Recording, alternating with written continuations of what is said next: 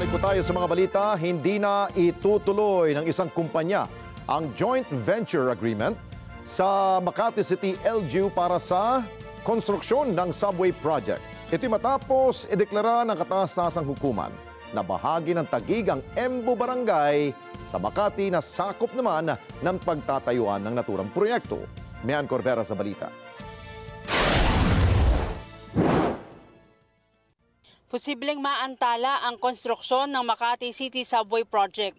Iniurong na kasi ng Philippine Infradev Holdings Inc. ang multi-billion-dollar Makati Subway System matapos magdesisyon ng Korte Suprema sa girian sa teritoryo sa pagitan ng Makati City at Taguig. Sa kanilang disclosure sa Philippine Stock Exchange, sinabi ng Infradev na nagdesisyon ang kanilang Board of Directors na wag nang ituloy ang joint venture agreement sa Makati City Government matapos ideklara ng kataas-asang hukuman na bahagi ng Taguig ang Embu Barangay sa Makati. Sa $3.5 billion na Makati Subway Project, 10 sa mga underground stations nito ay ilalagay sa Ayala Triangle, Makati City Hall, University of Makati. Maglalagay rin ng dipo sa Barangay Sembo, West Rembo at isa sa ospital ng Makati sa Pembo. May plano ring i-integrate ito sa MRT3 at Pasig River Ferry System. Pero sabi ni Makati Mayor Abby Binay, nakikipag-usap sila sa ibang kumpanya at anuman ang magiging huling forma ng proyekto, subway man o normal na tren, itutuloy pa rin ang pagtatayo ng local mass transportation sa loob ng Makati City.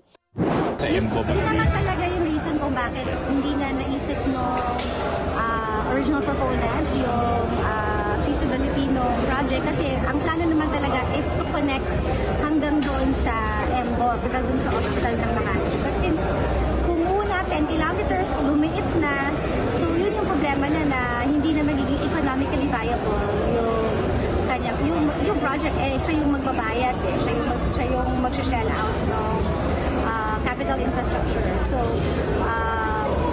nung umpisa pa lang nung lumabas na yung decision, medyo nagpaparamdam na siya na hindi na financially viable yung original design. Anuman anyang liability ng original na kontraktor, tatalakayin ito sa magiging arbitration. Mas magandang doon na lang kami pumunta para doon na lang masettle kasi hindi naman mas maganda na an arbitration court will determine kung ano yung mapupunta on both parties para malinaw rather than us settling between parties. Mas maganda na yung arbitration. Si Senador Alan Peter Cayetano nalulungkot na hindi matutuloy ang proyekto.